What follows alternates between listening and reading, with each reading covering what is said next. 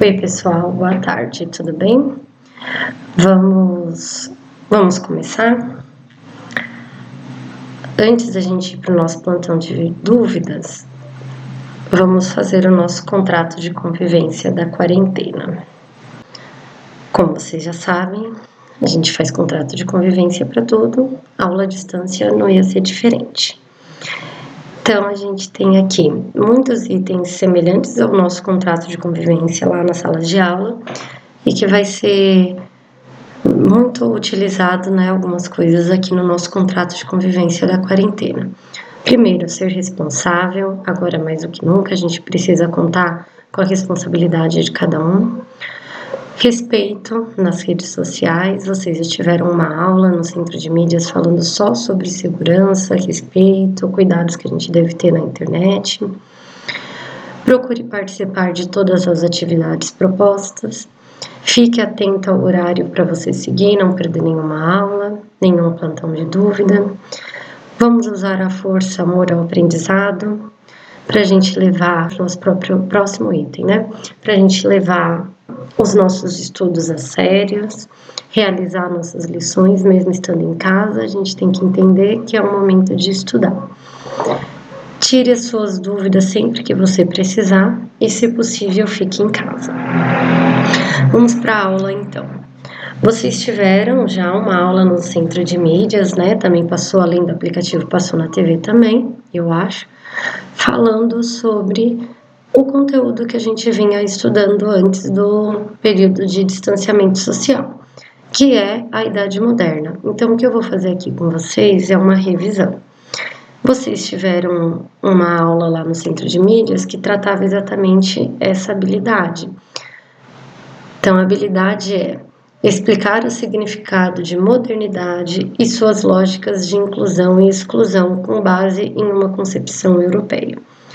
A gente já discutiu essa habilidade em sala de aula, a gente viu que, apesar de ser a palavra, né, modernidade, a gente não está falando dos dias atuais, os dias atuais é a idade contemporânea, e a modernidade é devido a um avanço também que teve nesse período. Então a gente tem até aí uma imagem, aqui ó, acho que vocês conseguem ver minha seta, né? Mostrando aqui um avanço tecnológico para aquela época. E onde a gente parou essa habilidade, né? Antes da gente passar por esse período de isolamento. Foi quando a gente estava fazendo a apresentação do seminário, que tratava exatamente essa transição da idade moderna, da idade média para a idade moderna no contexto europeu. Vamos lembrar quais eram esses temas aqui. Então, essa transição, a gente pegou alguns temas, coisas que aconteceram ainda no final da Idade Média, exatamente para a gente fazer esse recorte da transição. Então, a gente tem aqui peste negra, formação dos Estados Nacionais, renascimento artístico, renascimento científico e humanismo. A gente não vai conseguir dar continuidade na apresentação dos seminários à distância, né? Então, o que a gente vai fazer aqui vai ser uma revisão, vocês relembrarem um pouco do conteúdo e tentar esclarecer algumas dúvidas. Eu recebi, antes de fazer essa videoaula, né, para esclarecer o nosso plantão de dúvidas, eu encaminhei para vocês um formulário onde era para vocês colocarem as dúvidas que vocês tinham. E vieram poucas dúvidas de conteúdo. A maior parte da dúvida foi sobre se tinha que fazer a atividade proposta no Centro de Mídia ou não, como que fazia, tinha gente já mostrando interesse em fazer. E aqui agora eu vou então relembrar algumas coisas, já esclarecer algumas dúvidas e no final a gente fala sobre a atividade. Primeiro tema aqui, a peste negra. A peste negra, na verdade, ela aconteceu na Idade Média, foi no final da Idade Média. É uma doença conhecida também como peste bubônica, por ela causar, dá uma olhada ali nas duas imagens que nós temos. Já vamos falar dos sintomas que a gente já explica o nome, né? Então, peste negra, dependendo do grau da doença, a pessoa contaminada, ela desenvolve algumas manchas pretas na pele, principalmente nas extremidades do corpo. E no corpo surgem também algumas bolhas. E essa doença, no final da Idade Média, ela se proliferou de uma maneira absurda, igual a gente está vendo agora o coronavírus. Só que a ciência não tinha o avanço que tinha hoje. Então, vamos dar uma olhadinha aqui como que foi o contexto no final da Idade Média. A doença ela era transmitida pela pulga, e a pulga ela se hospedava nos roedores, por exemplo, nos ratos. Foi entendido por muito tempo, de uma maneira errada, que quem transmitia a doença era o rato, mas na verdade não. O rato, ele tem lá nos seus pelos a pulga, e a pulga é que contaminava. E a pulga que picava o ser humano é que acabava contaminando com a peste negra. Essa doença causou muitas mortes, mais de 20 milhões de pessoas morreram naquele período, final da Idade Média, e por o rato ser esse hospedeiro que levava o transmissor, que era a pulga, e o rato ele vive na sujeira, né, nos lixos, os centros urbanos na Europa passou a ter uma visão um pouco mais atenta para a questão da higiene. Como ainda não tinha descoberto um tratamento para essa doença no final da Idade Média, isso foi o motivo de muitas pessoas acabarem morrendo, e houve também um processo de abandono das pessoas que estavam doentes. Então, muitas pessoas que estavam doentes não conseguiam tratamento, pois a ciência ainda não tinha desenvolvido. As pessoas simplesmente abandonavam aqueles que estavam contaminados e fugiam, iam para outros lugares, outras cidades, procurar viver afastado das pessoas que estavam doentes. Vamos continuar aqui. O próximo item foi a formação dos estados nacionais. Estado, com letra maiúscula, a gente já havia falado, mas talvez pode ter esquecido. Toda vez que a gente vê estado com letra maiúscula, a gente tem que pensar em país. Então, aqui, na verdade, são a formação dos primeiros países. A formação dos primeiros países tinha o governo da monarquia. A monarquia absoluta hereditária. Vamos entender o que tipo de governo é esse. Primeiro, vamos pensar assim. Monarquia. Quem comanda em uma monarquia é o monarca. No caso aqui, o rei. Vamos pular a palavra absoluta e vamos ver aqui para hereditária. Hereditária significa que vai passar de pai para filho. Então, se o rei, ele é o comandante, o monarca principal deste reino, quando ele morrer, quem vai ser o próximo rei? O filho dele, o príncipe. Aí esse príncipe se torna rei. Quando ele morrer, quem vai ser o próximo? O filho dele. E assim ia passando de maneira hereditária o reinado. A palavra absoluta. A gente já havia falado isso no final do 6º ano, falamos um pouquinho nesse ano, mas vamos relembrar. Quando a gente fala que o governo ou a monarquia, ela é absoluta, é o absolutismo. Isso significa que o rei, ele tem poder absoluto, poder total. Então, aqui a gente está falando de uma monarquia, que é um rei que comanda de maneira total, absoluta, e esse poder vai ser passado de pai para filho. Na Idade Média, antes, a gente tinha diversos feudos, e nos feudos quem comandava era o senhor feudal. Após as guerras das cruzadas, o poder do senhor feudal diminuiu, porque devido à guerra muitos perderam terra, e com isso o senhor feudal foi tendo seu poder enfraquecido. Em contrapartida, a gente tem o fortalecimento dos reis, apoiado principalmente com essa nova classe social que a gente estudou, que é a burguesia. Vamos lembrar que a burguesia, ela foi uma classe social que surgiu no período das cruzadas. Eram as pessoas que viviam nos burgos. Os burgos eram as regiões do lado de fora do reino, onde as pessoas faziam as rotas comerciais. Então a burguesia, ela vivia principalmente do comércio, um comércio monetário, onde circulava moeda, circulava dinheiro. E com o final das guerras das cruzadas, a burguesia saiu da guerra fortalecida Em contrapartida, os senhores feudais saíram enfraquecidos.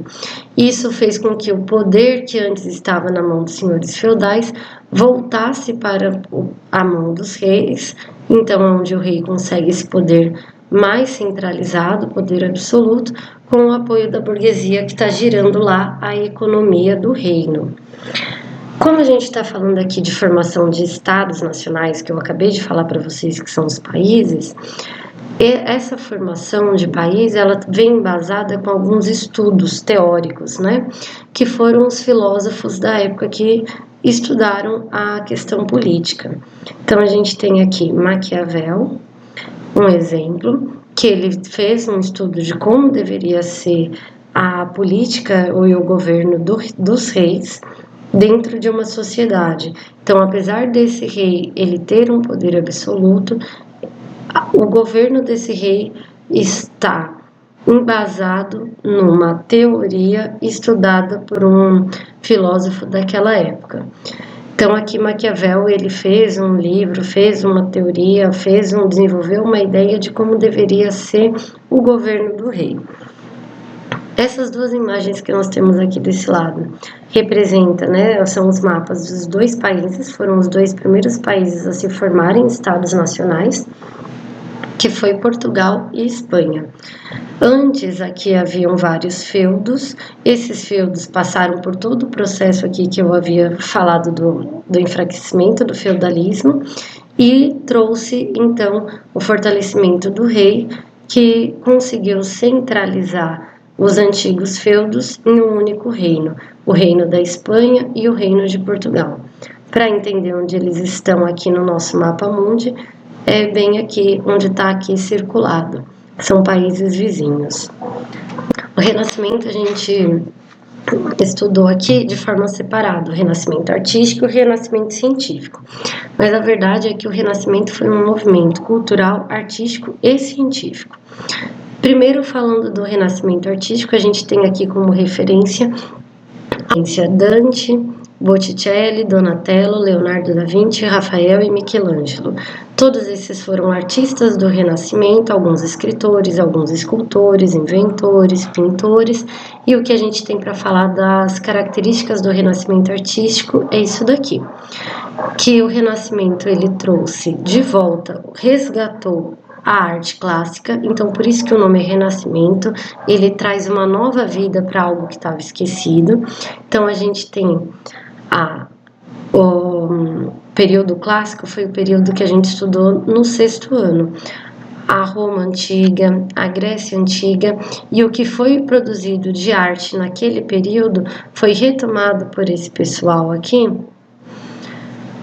de uma maneira diferente, trazendo algo que antes não tinha na arte.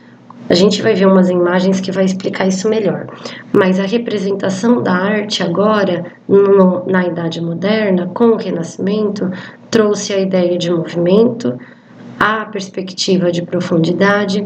A arquitetura ela difere da arquitetura medieval, as construções agora são diferentes, e a escultura traz a valorização do corpo humano. Como a gente consegue ver aqui, a primeira imagem é uma escultura com a valorização do corpo humano, e a segunda e a terceira imagem é a mesma representação, só que são de períodos diferentes.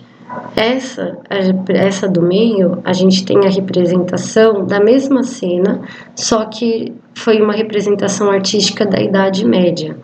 E aqui, na última imagem, a terceira e última, a gente tem uma representação da cena no Renascimento.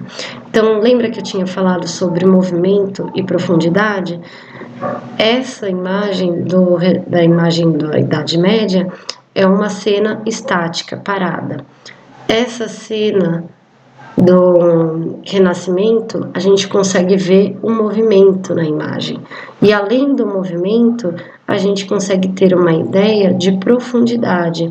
Então, a gente consegue ver uma paisagem no fundo, a gente tem um plano onde está acontecendo o movimento, e então a gente tem aqui a cena principal em primeiro plano e a cena em segundo plano, que é a paisagem. Isso a gente não consegue na Idade Média. Na Idade Média, a gente, como eu falei, tem uma imagem parada e não consegue ter uma perspectiva de profundidade. Então o Renascimento trouxe essa nova forma de fazer a arte. O Renascimento científico. O Renascimento científico, eu coloquei aqui alguns cientistas da época. Leonardo da Vinci aparece aqui novamente, porque ele também foi inventor, estudioso. Temos o Galileu Galilei e Nicolau Copérnico.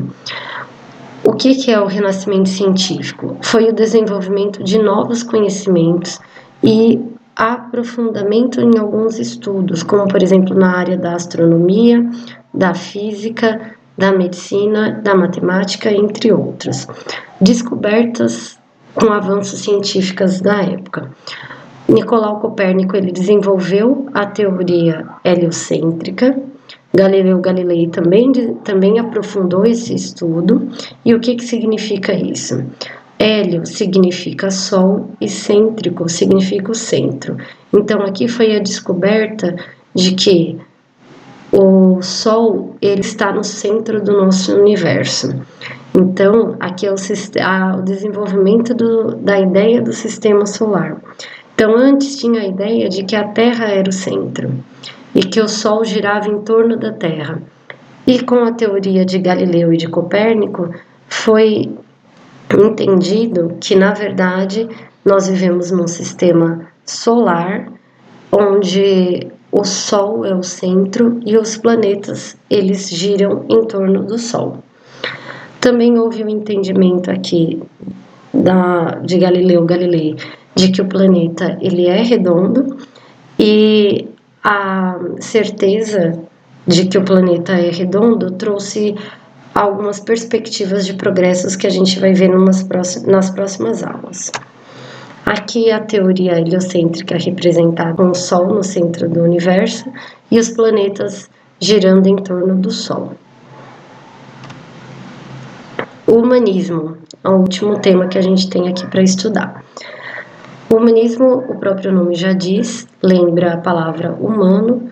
Então, a gente tem aqui a valorização do ser humano, os seres humanos somos nós, então aqui ela tem a valorização do pensamento humano contra o que antes acontecia na Idade Média, que era a valorização de Deus. Então, a gente tem aqui o teocentrismo versus o antropocentrismo. O que é isso? De novo, a gente olhando a palavra teo significa Deus, e o centrismo é o centro.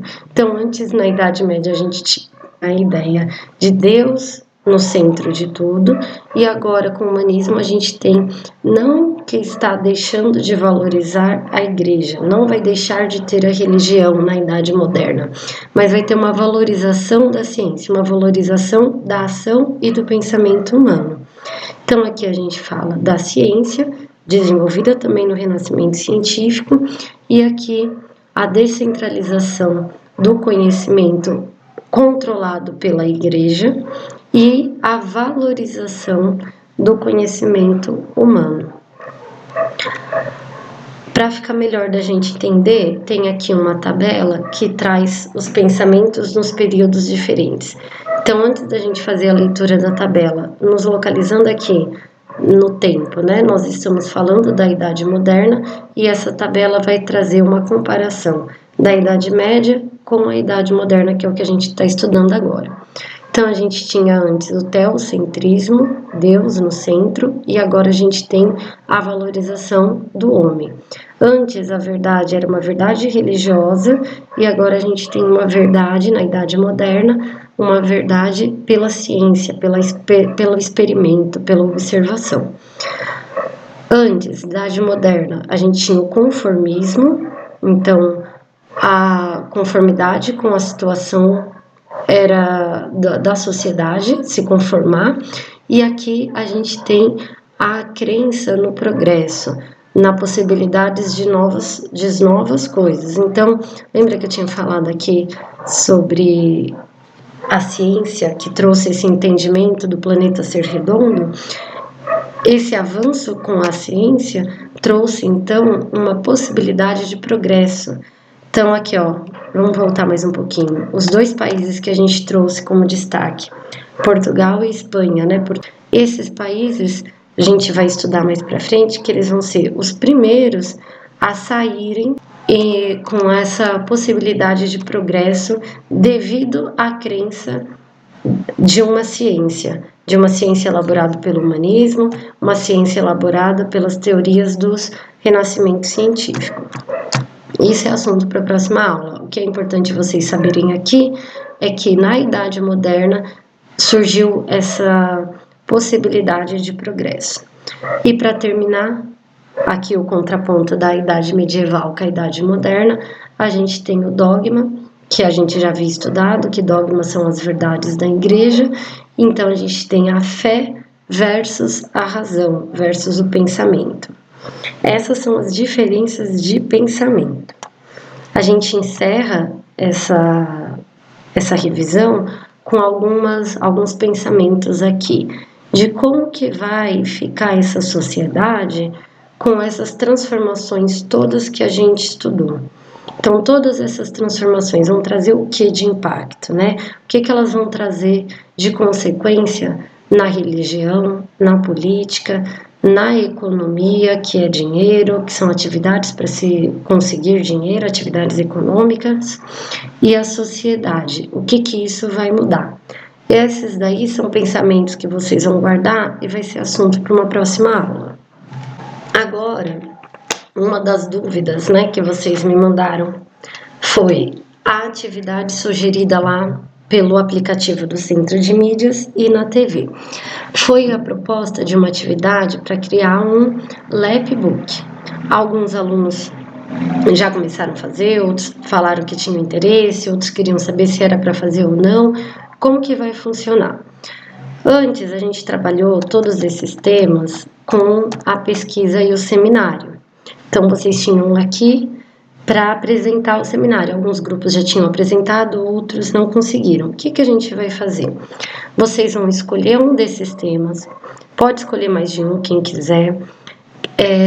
Quem quiser ficar com o mesmo tema que fez já a apresentação e fez o estudo para o seminário, pode. Se você quiser trocar de tema, fica à vontade, porque agora a gente não vai ficar mais preso ao grupo. Então, escolhe um tema, ou mais de um se quiser, e vai fazer o seu lapbook em cima do tema que você escolher. Você vai montar o seu lapbook com o material que você tiver.